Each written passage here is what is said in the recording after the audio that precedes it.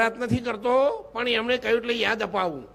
આપણા સમસ્ત તમામ ગુજરાતીઓને રાજસ્થાનના રણુજામાં પડતી અગવડતાઓ દૂર કરવા માટે મારે એમાં રહેવું નહીં, મારી ઉંમર પૂરી થઈ છે, પણ ગુજરાતીઓને રહેવાની કોઈ અગવડતા ન પડે એવી હાલના યુગની ધર્મશાળા આપણે બનાવવા જઈ રહ્યા છીએ.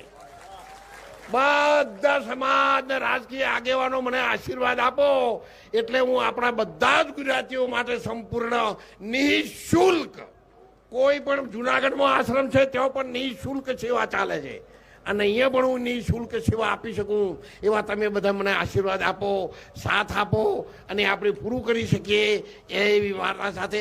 બોલો ભારત માતા કી.